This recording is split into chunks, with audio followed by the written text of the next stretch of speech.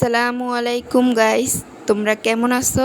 আজ তোমাদের জন্য ভিন্ন রকম একটি রেসিপি নিয়ে এসেছি। অনেকে এই খাবারটি খেয়েছো, আবার অনেকে খাওনি। তবে আমি বলতে পারি রেসিপিটি দেখে একবার হলেও বাসায় তৈরি করে দেখো, খুবই মজা লাগবে।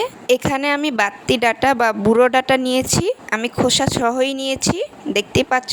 আমি একটু বড় বড় সাইজ করে কেটে নিয়েছি। খোসা কিন্তু ফেলা যাবে না। এখন কড়াইতে তেল গরম করে দিয়ে দেব পেঁয়াজ বাটা, সাথে জোয়ান বাটা আর সরিষা বাটা। এখন খুব ভালো করে একটু ভেজে নেব। ভাজা হয়ে গেলে এর মধ্যে দিয়ে দেব রসুন বাটা, জিরা বাটা, মরিচের গুঁড়া, হলুদের গুঁড়া, ধনিয়া গুঁড়া। এখন খুব ভালো করে নেড়ে চেড়ে নেব।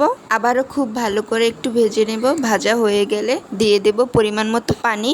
এখন মশলা এমনভাবে কষাতে হবে যেন কোনো কাঁচা গন্ধ না থাকে। দেখতেই পাচ্ছ, একদম খুব ভালো করে কষিয়ে নিয়েছি। এখন দিয়ে দেব ডাটা। মশলার সাথে খুব ভালো করে নেড়ে চেড়ে দিয়ে দেব পানি। যেহেতু ডাটা একটু শক্ত, এজন্য সিদ্ধ হতে একটু সময় লাগবে। পানি দিয়ে আবারও খুব ভালো করে কষিয়ে নিয়েছি। আর এই গোলাপি ডাটা খেতে কি যে মজা লাগে, তোমরা যারা খেয়েছো তারাই বলতে পারবে।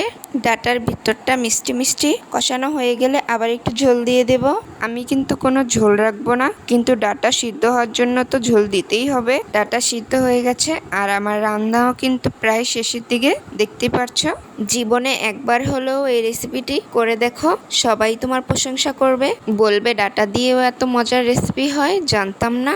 ভিতরটা তোমাদের ভেঙে দেখাচ্ছি, একদম সাদা। আসলে ডাটা উপরে গোলাপি, ভিতরে একদম সাদা হয়ে থাকে।